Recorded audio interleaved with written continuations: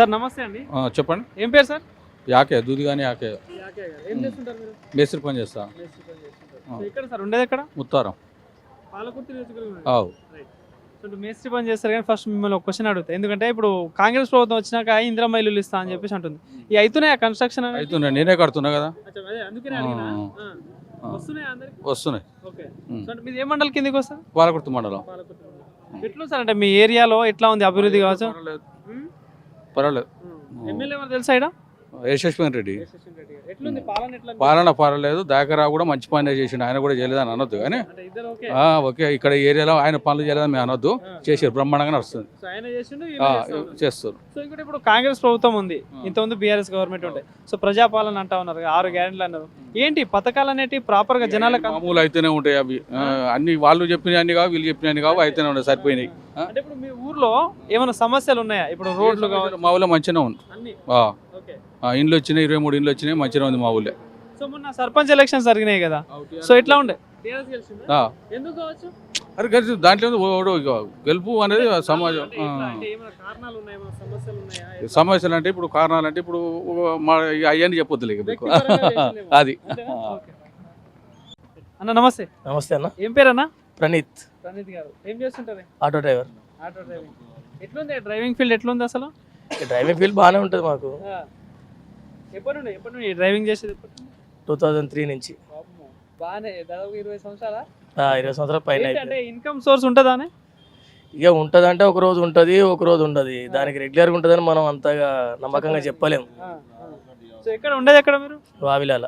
ఇది పాలకుర్తి కాన్స్టిట్యున్సీ కదా? పాలకుర్తి మండలమే, నియోజకవర్గం కూడా ఇదే. ఓకే. సో ప్రధానంగా ఆటోలు అంటే ప్రధానంగా ఫ్రీ బస్ మీద మంచిగా గట్టిగా గరం మీద ఉన్నట్టున్నారు. ఇక తప్పదు అన్న, అది మాత్రం తప్పది. ఓకే. ఎట్లుంది అంటే ఈ వ్యవస్థ ఏమైనా మారిందా? ఇక మారుతుంది కదా. ఫ్రీ బస్ అన్నప్పుడు చాలా మంది బస్ కోసం వెయిటింగ్, అర్జెంట్ ఉన్న వాళ్ళు తప్ప వేరే వాళ్ళు రారు మా కోసం. అంటే అప్పటికి ఇప్పటికి ఏమైనా ఇన్కమ్ సోర్స్ ఏమైనా తగ్గిందా? తగ్గుతుంది కదా అన్న. అప్పుడు మినిమం ఒక నెలకు వచ్చి 10,000 చేసేది, ఇవాళ 5,000 ఆడికే లాస్ట్ అవుతుంది. ఇక డీజిల్ పెట్రోల్ అంతే, అంతగా గాడికి ఫైనాన్స్ ఉంటే బండ్లు గాడికి ఏముండదు, ఇంటికి పట్టుకపోవడం అయితే ఏముండదు. నెలకి ఈఎంఐలు ఇక డీజిల్కి అయిపోతాయి. ప్రస్తుతానికి ఏంటంటే మాకు ఈఎంఐలు కాబట్టి బచాయిస్తున్నాం 5,000 తోటి అన్న. ఈఎంఐలు ఉంటే అది కూడా అట్టే పోతుంది. సో ఏంటి అంటే ప్రభుత్వం మీకు హామీ కూడా ఇచ్చింది కదా 12,000 ఇస్తా అని, వాటి విషయంలో ఏమైనా అప్డేట్ వచ్చిందని?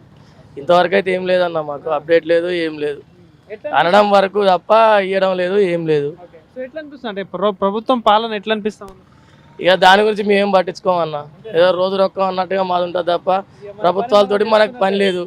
ఎవరు గెలిచినా ఏదన్నా మాకు చేసే చెప్తారు, లేకపోతే లేదు తప్ప మనకు వచ్చేది ఏం లేదు, ఒరిగేది ఏం లేదు వాటితోటి. పాలకుర్తి నియోజకవర్గంలో చూసుకుంటే ప్రధానంగా ఇక్కడ పాలన పరంగా చూసుకుంటే ఎట్లా అనిపిస్తుంది అడ్మినిస్ట్రేషన్? ఇక అవేం పట్టించుకోమన్నా, పొద్దున వచ్చినామా, ప్యాసింజర్ చూసుకున్నామా, బండి వెళ్ళినామా, గంతే మా వరకు.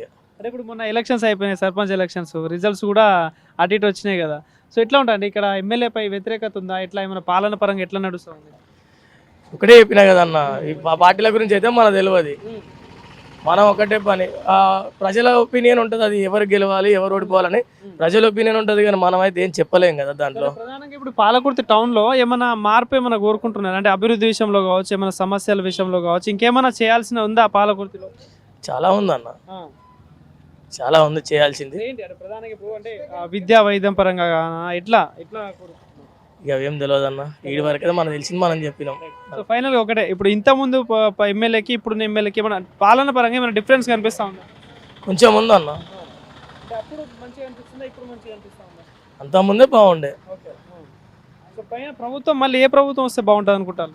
ఇక అవన్నీ ఏం తెలియదు అన్న మనకు. ఓకే. ఓకే.